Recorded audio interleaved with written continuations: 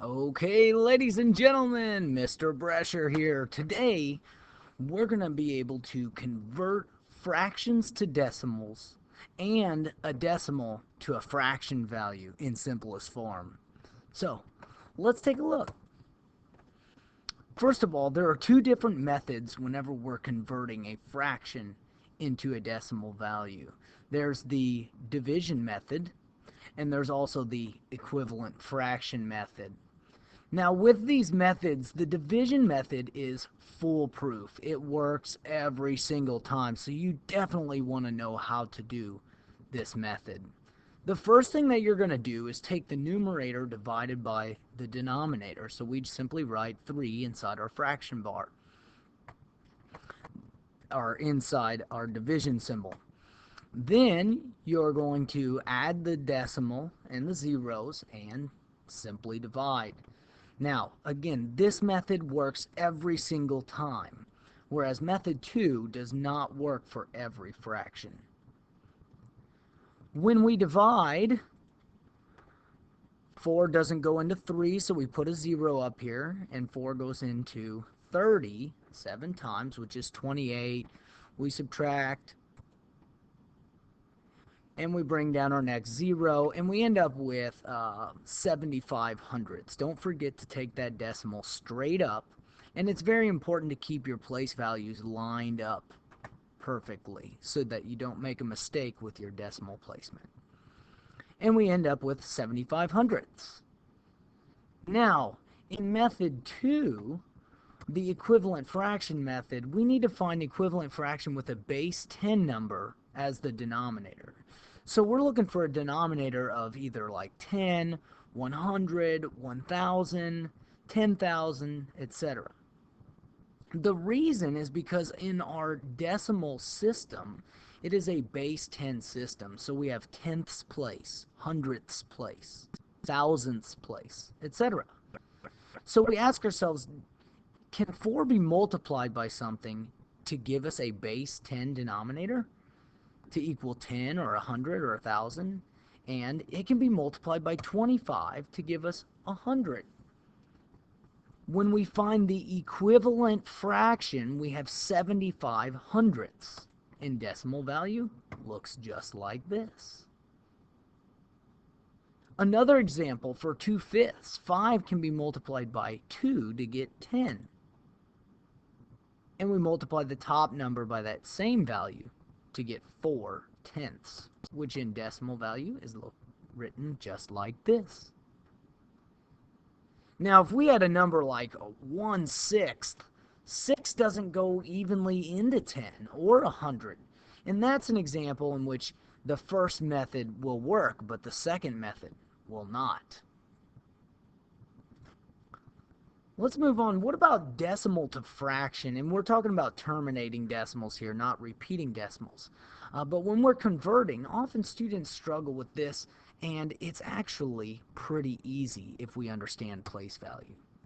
The first step, all you have to do is look at the place value of the last digit and write this as the denominator. So in our first example, the place value of the 6 is in the hundredths place, so we write 100 as our denominator.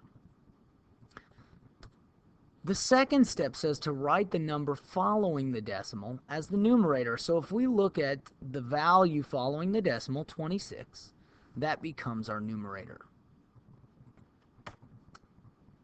Then simplify if possible. Can we simplify? Is there a common factor between these two? And the answer is yes. They're both divisible by 2 because they're both even numbers. When we simplify this, 26 divided by 2 is equal to 13, and 100 divided by 2 equals 50. Our final step doesn't come in until we have a whole number in front of the decimal. So if we look at example 2, let's start with step 1. Look at the place value of the last digit, the hundredths place. So we put that as our denominator. Then we're going to look at the value behind the decimal, 23. Simplify if possible. So now we're trying to simplify. And in this case, 23 is prime. So And 23 does not go evenly into 100, so it's actually already simplified. So our last step is to put the whole number in front of the fraction to make it a mixed number. Let's try some other examples. Pause the screen and try these on your own. After you're done, you can unpause it and we'll go over them. Okay, here we go. Using the steps, look at the place value of the last digit. It's in the thousandths place, so make that your denominator. Then write the value behind the decimal as the numerator. Finally, we want to write the whole number and make sure we simplify if possible. The common factor between these two would be 8. Our answer, 1 and 1/125th. Don't forget that whole number when you're simplifying. A common mistake. The next one, the denominator or the last digit was in the hundredths place. Then we write 56 as our numerator. Fill in our whole number. Simplify if possible. And the answer we come up with is 1 and 14/25. Our next one. Again, the place value of this last digit is the thousandths place, and we write the number 55 over 1,000. Both of these numbers are divisible by 5, and we end up with a fraction of 11/200ths. And our last example, the place value of this last digit is the tenths place. So 10 is our denominator. Our numerator would be 7, and the whole number in front is 65. And it's already simplified. And that is how you convert between decimal and fraction and decimal. Well, I hope this helped you out. See ya!